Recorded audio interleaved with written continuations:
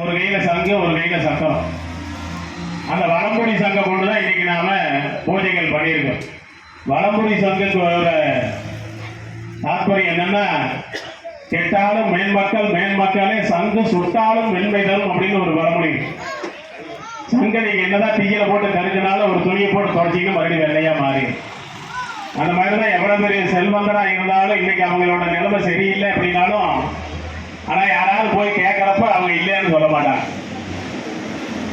மேன்மக்கள் மேன்மக்களே அப்படிங்கிற மாதிரி அவங்க கையில் இருக்கிறது ஏதாவது ஒன்று கொடுத்து உதவுவாங்க. அந்த மாதிரி மகாலட்சுமி சொரூபமாக இருக்கக்கூடிய இந்த சங்குக்கு வலம்புரி சங்கு நமக்கு மிகவும் விசேஷமானது.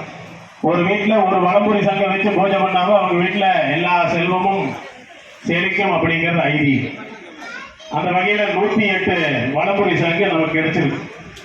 இந்த 108க்கு ஒரு கணக்கு இருக்குது. யாரா இருந்தாலும் தமிழ் வருடம் 60 வருடத்துல ஒரு வருடத்துல தான் பிறந்திருக்கணும். தமிழ் மாதம் 12 மாதத்துல ஒரு மாதத்துல தான் பிறந்திருக்கணும். 27 நட்சத்திரத்துல ஒரு நட்சத்திரத்துல தான் பிறந்திருக்கணும். 9 கிரகத்துல ஏதாவது ஒரு கிரகம் தான் அவங்க ஆட்சி பண்ணிக்கிட்டு இருக்கு. இதையெல்லாம் கூட்டி கழிச்சு பார்த்தீங்க அப்படின்னா 108 வரும்.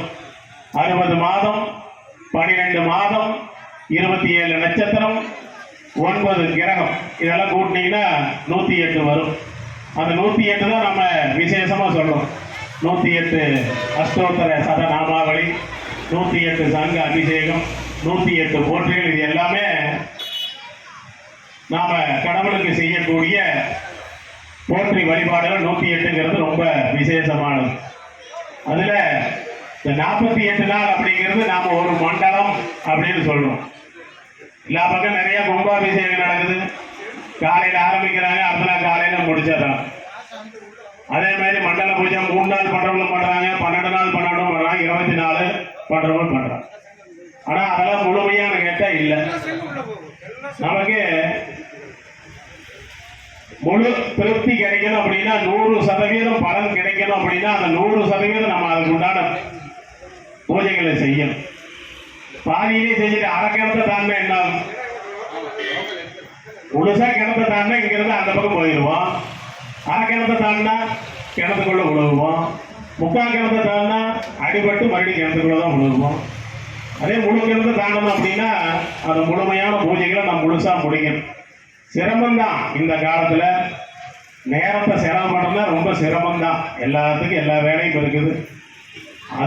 அதையும் பொருட்படுத்தாம இந்த பூஜையிலே கலந்துவிட்டு அனைவருக்கும் அன்னதானமானது மிகவும் சிறப்பான முறையில தினமும் நடந்தது. தினம் ஒரு 400 பேர் 500 பேர்த்துக்கோட வயிற்று பசிய போக்கி இருக்கிறோம் நம்ம சார்பா. தினம் இது நம்மளால பண்ண முடியுமா? முடியாது. ஒரு 1000 பேருக்கு அன்னதானம் பண்ணணும் அப்படின்னா ஒரே நாள்ல பண்ணிட்டோம்னா போதுமா? முடியாது.